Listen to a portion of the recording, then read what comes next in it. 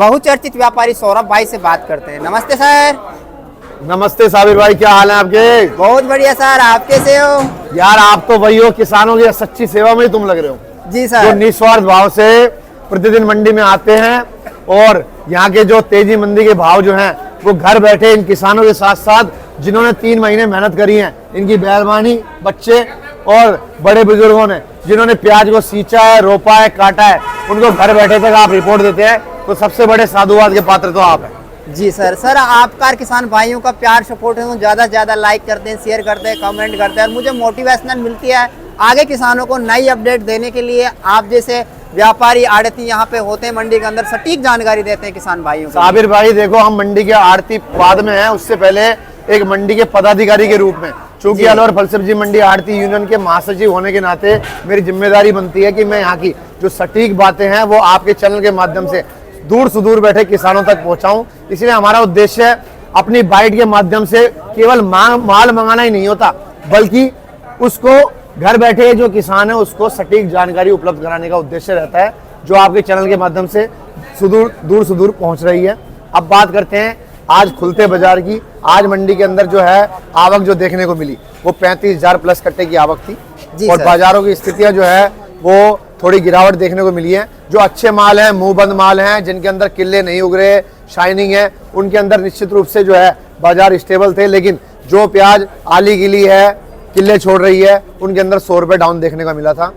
और ये कारण सीधा ये हुआ है क्योंकि हमारी प्याजें जो लंबी दूरियों पर हमने भेजी थी, आसाम, बिहार, बंगाल, गुवाहाटी, बांग्लादेश, नेपाल, वहाँ पर जब वो प्याजें चौथे दिन, 5वें दिन पहुँची हैं, उन्होंने किले छोड़ दिए और वहाँ के आड़तियों ने, वहाँ के व्यापारियों ने इसे रिजेक्ट कर दिया। इसलिए ये जो भाव जो है वो नीचे गिरते हुए आए हैं। दूसरी बात, बांग्लादेश के अंदर 3 दिन पहले जो सांप्रदायिक हिंसा छिड़ी है उसका परिणाम भी प्याज पर सीधा सीधा देखने को मिला है और उसी की वजह से जो प्याज जो है वो, जहां हमारा एक अनुमान था कि पिछले हफ्ते जो संडे का बाजार था वो हाई पीक पर था और हमारा ये अनुमान था प्याज जो है निरंतर बढ़ेगी, लेकिन वो दंगे होने की वजह से प्याज जो है वो नीचे छूटने लगी। अगर सर बात करें बांग्लादेश पे जो ये चल रहा है हिंसा, सर किस वजह से भड़का है, कुछ जानकारी है इसके बारे में सर आपके पास में? देखिए, वहाँ जैसा सुनने को मिला है कि एक बांग्लादेश का एक छात्र नेता जो भारत विरोधी बातें करता था और उसको किसी वजह से जो गोली मार दी गई है और उसी वजह से वहाँ पर सांप्रदायिक हिंसा छिड़ी है और वहाँ पर सीधा सीधा हिंदू मुस्लिमों के बीच में जो है टकराव हो चुका है और अल्पसंख्यकों को वहाँ पर निशाना बनाया जा रहा है, जिसका मैं आपके चैनल के माध्यम से पुरजोर विरोध करता हूं और आपके चैनल से भारत सरकार से मांग करता हूं कि ऐसी मानसिकताएं जो हमारे पड़ोसी देशों के अंदर पनप रही हैं और हिंदू विरोधी गतिविधियां कर रही हैं, उन पर तुरंत अंकुश लगाए। इससे पूरे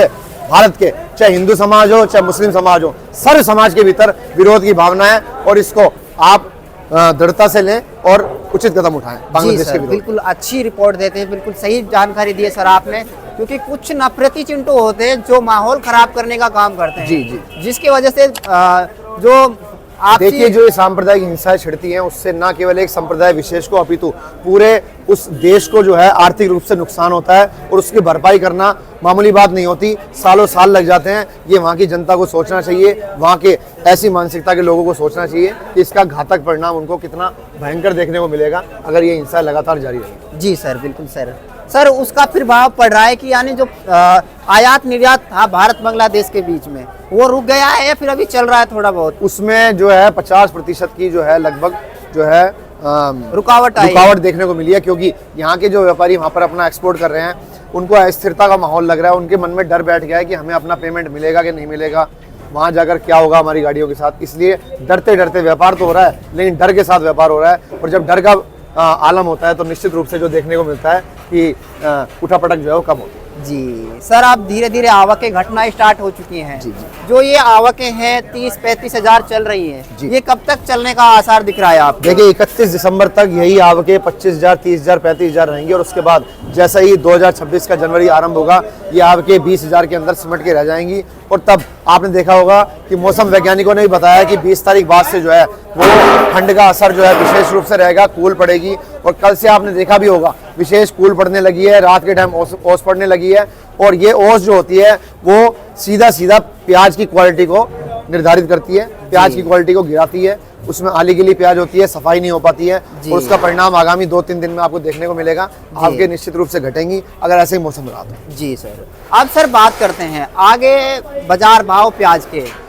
बढ़ने घटने के लेकर क्या आसार दिखते हैं आपको, और आवकें अन्य मंडियों में किस तरह चल रही हैं अभी? देखिए अन्य मंडियां रतलाम की अगर बात कर लें, हम नासिक की बात कर लें, वहाँ पर नई प्याजें जो है लगातार उनकी आवकों में बढ़ोतरी देखने को मिली है। उसी के साथ साथ हमारी जो प्याज है वहाँ की आवक तो कुछ 5-10 हज़ार कट्टा घटा है, हमारी क्वालिटी जो है उसी के समानांतर रूप से वो क्वालिटी भी घट गई है। इसलिए हमारी बाज़ारों को, अब प्याज की बाज़ारों को मुझे ऐसा नहीं लगता कि 31 तारीख तक जो तेज़ी का माहौल देखने को मिलेगा। बाज़ार जो है यही आज के बाज़ार समानांतर रहेंगे। अच्छे मालों में 100-50 की तेज़ी जरूर देखने को मिल सकती है, लेकिन जो हल्के माल होंगे वो 100-200 नीचे ही जाएंगे, बढ़ने की उसकी कोई आसार नहीं दिखते। सर काफ़ी किसानों व्यापारियों को फ़ोन आते हैं, मैसेज आते हैं कि आप अलवर के जो आड़ती है उनसे हमारा संपर्क कराएं जो होलसेल में कारोबार करते हैं, तो उसके लिए अपने यहाँ फर्म का क्या एड्रेस पड़ेगा और फर्म के मोबाइल नंबर क्या देखिए पड़ेगा? बहुत चर्चित हमारी मंडी है अलवर प्याज मंडी, जो लाल प्याज, लाल सोना के नाम से मशहूर है। विशेष एक जिला एक उपज के नाम से सरकार ने इसको पहचान दी है, और राजस्थान की एकमात्र मंडी थी जब ये सन 2008 के अंदर इसका निर्माण हुआ था। आप सीधा दिल्ली और जयपुर के बीच में 150 किलोमीटर दिल्ली पड़ता है, 150 किलोमीटर जयपुर पड़ता है। आप रेलवे स्टेशन पर उतरे, प्लेटफॉर्म नंबर 2 से मात्र वॉकिंग डिस्टेंस 5 मिनट में आप प्याज मंडी के अंदर आ जाएंगे। यहाँ पर 36 से 40 हमारे आड़ती हैं जो प्याज का कारोबार करते हैं। आप मेरे पास आए, झोली फैलाकर आपका स्वागत है। आप किसी और के पास भी जाएं तो बेझिझक जा सकते हैं। निश्चित रूप से आपको जो है उचित दाम मिलेगा, और जो यहाँ की रीति नीति है उसी के तहत आपको व्यापार करना है। सर किसान भाइयों के लिए प्याज के भाव के बारे में डिस्कस करना चाहे या और भी कोई काम हो तो उसके लिए फर्म के मोबाइल नंबर क्या है? 8118801129। ये हमारा ऑनियन मंडी अलवर मंडी का रजिस्टर्ड नंबर है। आप इस पर कभी भी फ़ोन करके जानकारी ले सकते हैं। अगर हमारी फर्म के लिए आप बात करें तो आसाराम जी प्याज कंपनी, सौरभ भाई प्याज वाले, दुकान नंबर A7, मोबाइल नंबर है 9610161997। जी सर। सर आप जो रिपोर्ट देते हो ना जी, मैं देखता हूँ, कमेंट भी देखता हूँ, सब चीज़ देखता हूँ। आपके पास में जो रिपोर्ट होती है सटीक होती है, ये कहाँ से लेके आते हो आप रिपोर्ट? देखिए आपके पास में इतना टाइम तो होता नहीं है, आप तो ये कट्टों की जो बोली लगाते हैं, बोली में व्यस्त रहते हो, उसके बाद में सभी हिसाब साबिर भाई आप जैसे जो सेवाभावी लोग अलवर मंडी के अंदर सक्रिय हैं, इसी प्रकार रतलाम, नासिक की मंडियों में भी आप जैसे जो समानांतर विचारधारा के जो लोग हैं उनसे लगातार हमारा संपर्क रहता है। उनकी जो गतिविधियां हैं, उनकी जो वीडियोस हैं, उनके जो पोस्ट हैं, वो लगातार मेरे पास व्यक्तिगत व्हाट्सएप पे आती हैं, और उन्हीं के जानकारी लेकर एक मैं आकलन निकालता हूँ और आपके जरिए मैं साझा। क्या बात है सर, यानी कि ये है कि आप न्यूज वगैरह भी देखते हो, उससे ये अंदाजा लगा सकते हैं। ये मेरी थोड़ी विशेष रुचि है, और एक दायित्ववान पदाधिकारी होने के नाते, चूंकि मंडी का महासचिव हूँ। महासचिव है सर जी? ये तो आपने पहली बार बताया मेरे को। अलवर फल सब्जी मंडी आड़ती यूनियन का मैं महासचिव हूँ। अच्छा। और एक जिम्मेदार पदाधिकारी होने के नाते मुझे अपनी मंडी के साथ साथ अन्य मंडियों की जानकारी भी रखनी पड़ती है, और उन्हीं का एक निचोड़ निकाल के मैं आपके सामने प्रस्तुत करता हूं। क्या बात है सर। और जहां तक होता है वो 75 से 80% जो है सही होता है, बाकी ऊपर वाले के हाथ। अब सर आप लास्ट में ये बताइए, अगर कोई किसान क्वालिटी बना के लेकर आए, किस तरह की क्वालिटी बना के लाए, कैसी साफ सफाई लेके आए जो प्याज में अच्छा दाम मिले? देखिए अब किसान को जो है अपनी प्याज के साथ निश्चित रूप से मेहनत करनी पड़ेगी। जी सर। अब ये प्याज मेहनत मांग रही है, जितना इसमें अपन चमक लाएंगे, रग्गे लगाएंगे, उतनी ज़्यादा जो है ये आपको मेहनत का परिणाम देगी। और आली गिली प्याज लेके आओगे तो उसका कोई बाजार नहीं है।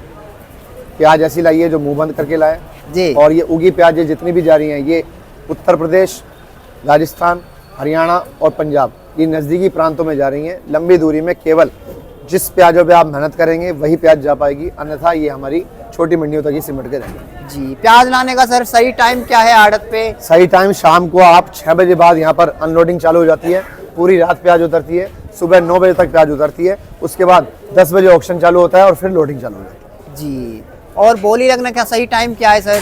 एग्जैक्ट 9:30 पौने 10 बजे मंडी के अंदर जो है हमारे बाजार खुलते हैं, और हमारी फर्म विशेष की अगर हम बात करें तो ठीक 10 से 10:15 बजे हम बोली आरंभ कर देते हैं, और जब तक जितना माल होता है उसकी बोली लगाकर मालों की लोडिंग चालू होती है। यही प्रक्रिया सभी आड़तियों के द्वारा की जाती है, और शाम तक जो है सारा माल उठकर गंतव्य तक पहुंचाने के लिए गाड़ियां निकल जाती हैं, और दोबारा वही डेली का रूटीन प्याजों का अनलोडिंग 6 बजे से आरंभ होता है। जी। तो सर आपका बहुत बहुत धन्यवाद किसान भाइयों को घर बैठे सटीक जानकारी देने के लिए।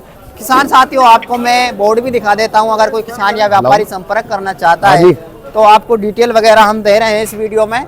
आप वीडियो को लाइक करके अरे मौसम है ग्रुप पे शेयर कर दें। ओ मौसम